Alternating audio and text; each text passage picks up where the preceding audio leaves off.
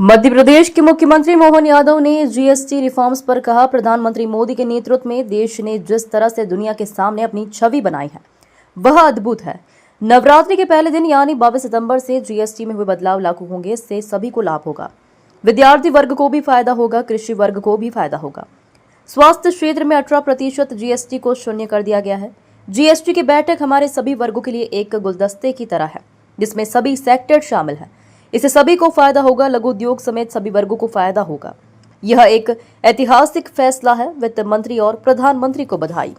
श्रीमान नरेंद्र मोदी जी के नेतृत्व में जिस प्रकार से देश ने दुनिया के सामने अपनी तस्वीर बनाई है वो वाकई अद्भुत है और प्रधानमंत्री जी सभी क्षेत्रों का समान रूप से ध्यान रखते हैं। वैश्विक उथल पुथल के भरे माहौल में भी वो अपने देशवासियों का, उद्यमियों का, गरीब से गरीब आदमी का, हेल्थ सुविधाओं का, प्रत्येक का ध्यान रखते हैं। जैसा कि उनने 15 अगस्त के अपने लाल किले की प्राचीर से उद्बोधन में कहा था कि अगले समय में बहुत अच्छी सुविधा मिलने वाली है, बहुत अच्छी सौगातें मिलने वाली है। और हमने देखा 1 महीने से भी कम समय में कल जीएसटी की बैठक माननीय वित्त मंत्री जी के साथ जो हुई है, जिस प्रकार से उन्होंने अपनी चीज़ों को कहा है और अगले नवरात्रि से वो लाभ मिलने वाला है 22 सितंबर से। और कितने प्रकार का लाभ है ये गरीब से गरीब आदमी के लिए।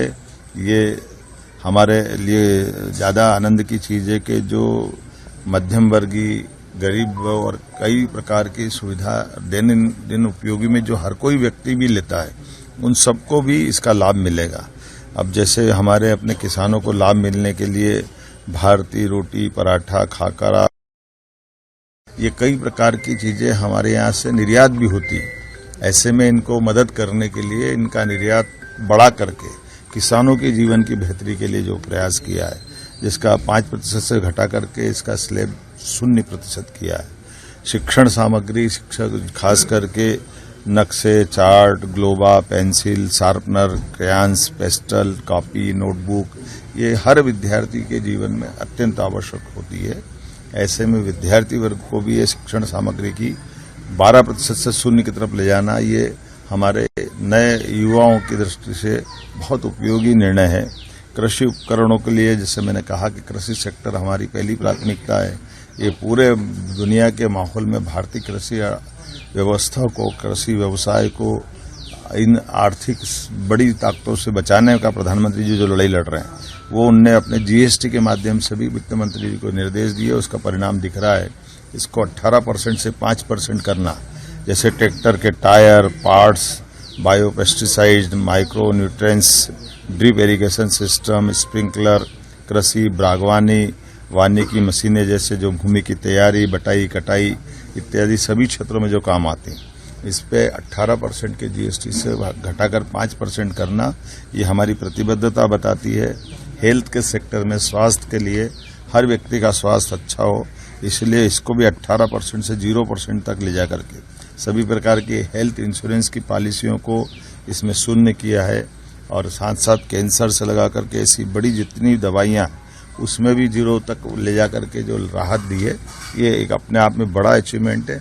आने वाले समय में न केवल देशवासियों का स्वास्थ्य अच्छा रहे, उनकी सब सुविधाएं सरलता से पहुंचे, बल्कि दुनिया के लोग भी आकर के इस नए हेल्थ सेक्टर में निवेश की दृष्टि से और हमारे राज्य और देश को आगे बढ़ाने की दृष्टि से बड़ा निर्णय है। ऑटोमोबाइल सेक्टर के बारे में भी जो मालूम पड़ा है, वास्तव में मध्यम वर्गीय और गरीब वर्ग आजकल कार केवल बड़े लोगों की नहीं हो गई है। बड़ी कारों के लिए तो कीमत, लेकिन 1200 सीसी और 1200 सीसी से लगा के 4000 एम तक डीजल, हाइब्रिड डीजल और दूसरे प्रकार की पेट्रोल ये इत्यादि कारों के लिए 28 से जो 18% का जीएसटी स्लैब लाए, ये वास्तव में बड़ी बात है। फिर ये 3 पहिया वाहन, मोटरसाइकिल, ढुलाई, ऐसे सभी चीज़ों पर एक तरह से एक कॉमन जीएसटी तक ले जाने का प्रयास किया।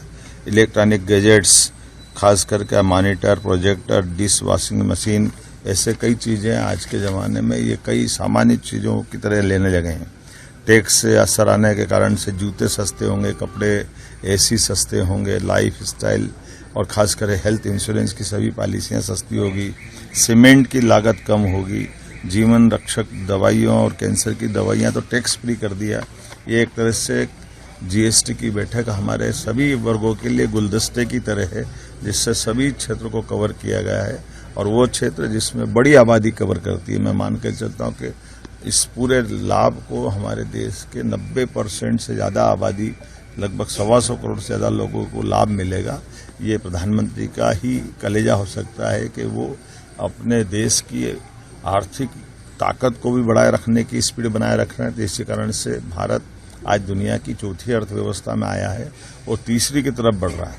लेकिन ऐसे माहौल में वो अपने लिए दिल खोल करके सभी वर्गों की ताकत बढ़ाने के लिए भर पल्ले उनकी जितनी ताकत हो सकती है टैक्स की छूट देकर भी सभी चीज़ों को प्रोत्साहित कर, जिससे एमएसएमई सेक्टर, हमारा लघु कुटीर उद्योग और सभी इंडस्ट्रियों को लाभ मिलेगा।